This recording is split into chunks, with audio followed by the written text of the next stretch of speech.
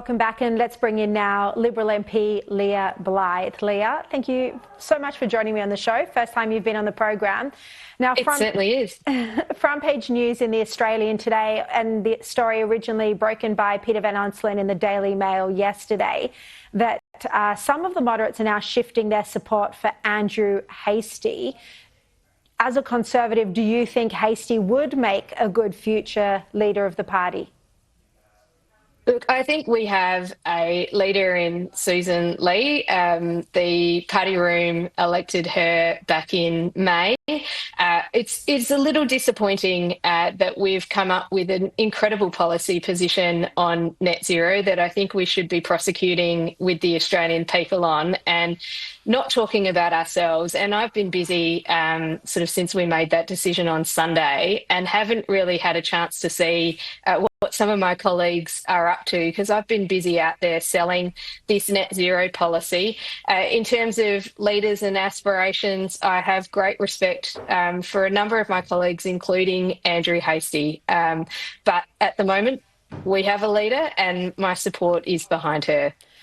Yeah, so it seems in some of the reports like a couple of the moderates are wanting the Conservatives to do the dirty work for them and actually call a leadership spill. But my understanding is that the Conservatives are currently backing Susan Lee, and there's not going to be any spill against her this year, certainly. Is that your read of the situation?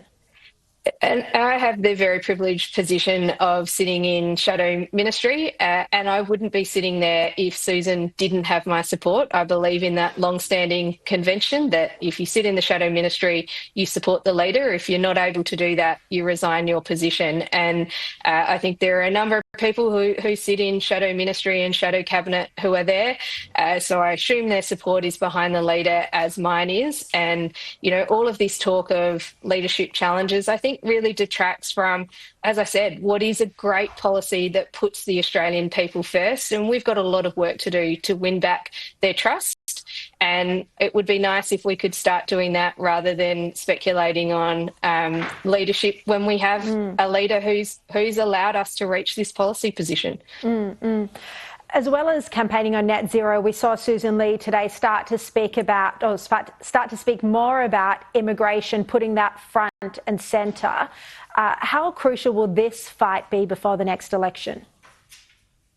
I think net zero is the first step in what looks like very promising values-based policy for the Liberal Party. I would argue that, you know, we haven't trod in this sort of arena for a number of years now, and I think that's reflected our results at the ballot box and at the elections. So I think net zero is the first step, and of course we've got some other challenging sort of tackling policy positions on things like immigration, and that should be the next cab off the rank, because I think the Australian people need some policies that are putting them first, and I think Labor are pretty reckless in terms of what they're doing, certainly in immigration, and we've got to make sure that we're looking after hardworking Australians, because they're the ones that are paying for Labor's missteps when it comes to policy decisions.